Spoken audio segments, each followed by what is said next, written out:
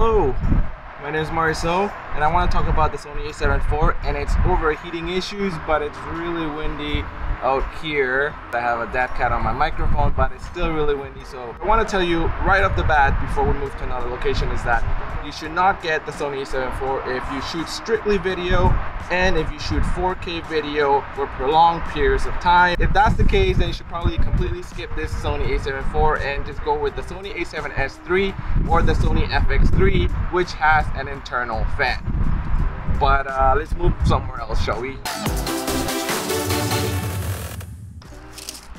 Alright, so hopefully it's a little less windy over here. The reason why the Sony A7IV or the overheating on the Sony A7IV doesn't bother me is because of my workflow and of the way I use my camera.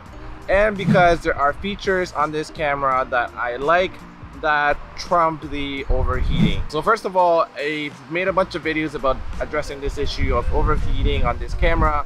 And let's wait for that wind to die down a little bit. Having turned that auto temp setting to high has really pretty much solved issues for my kind of workflow, but for some people this might not even solve it. But for me, I really like the 33 megapixel sensor to be able to take high resolution stills, and I like the fact that it has all these really high-end video features, all of these on this one hybrid compact body.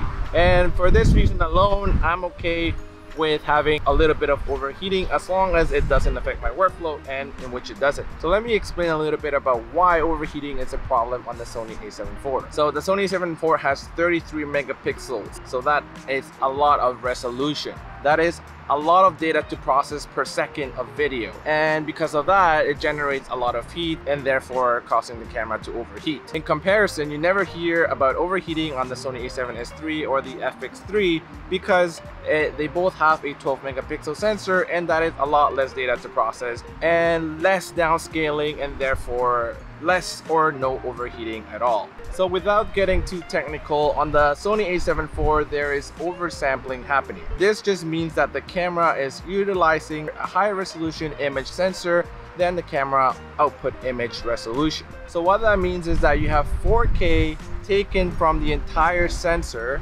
which is equivalent to 7K because you have 33 megapixels. And this 33 megapixel sensor is about 7008 by 4672 pixels.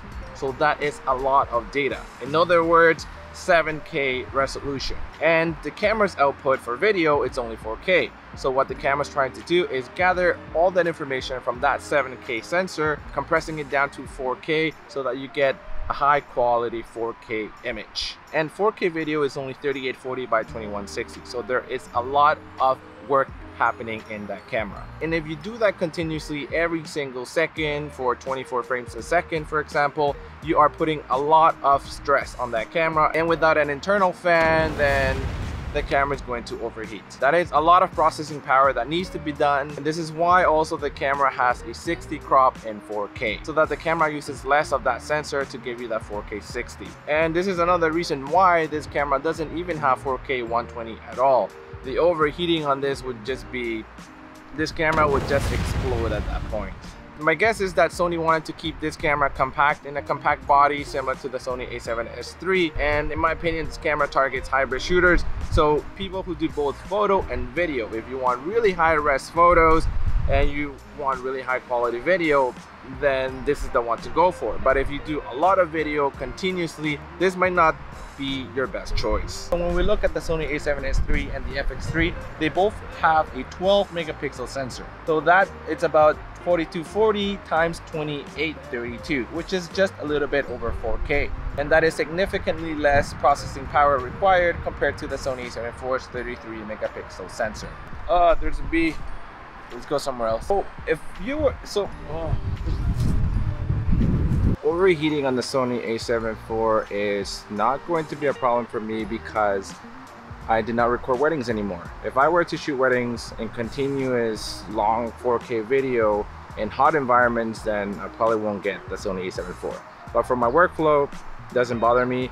The camera does get hot after a period of time, but I usually just have the flip-out screen out, and that helps with dissipating some of that heat. Also, when I was in Maui shooting content for a hotel. The weather was really hot, it was super humid. Because I was just shooting short clips and not extended long interviews, I didn't have an issue. The camera did get warm, but because I was turning it on and off as well, it didn't shut down on me. So just some things to keep in mind if you are still thinking on getting the Sony A7 IV. Some people have had horrendous experience with the Sony A7 IV for video. Other people have had better experiences where they have been able to record longer videos in hot conditions without the camera shutting down. There are a few problems with the Sony A7 IV. There's rolling shutter, it's actually pretty bad, and there's a crop in 4K 60. Does not bother me too much. I actually like having the all-in-one package in one camera body, so I like to travel light. I like to have the ability of getting really high resolution photos and the ability to capture really good video. There are also a bunch of benefits, a lot of new features on the Sony A7 IV that I really like.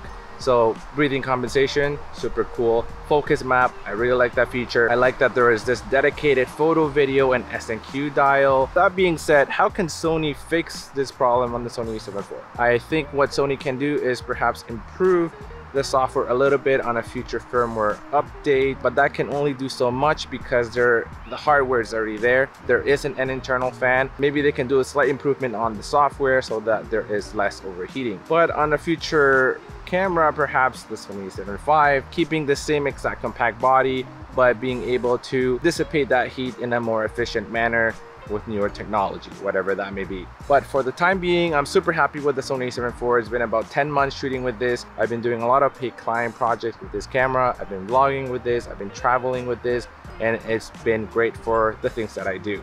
So let me know in the comments below what kind of stuff you shoot with. I'd love to hear about it. And depending on what you shoot with, this might be the camera for you or might not be the one for you. So that's it for today's video. If you haven't subscribed, hit that subscribe button. Like this video if it helped you out, and I'll see you next time. And I have noticed that the bokeh in the background keeps shifting. I don't know why that is. Maybe because it's really windy and the leaves in the trees just keep shifting and causing it to sort of mess up with the image. I'm not sure what that is, but it's a weird thing. First time I've experienced it.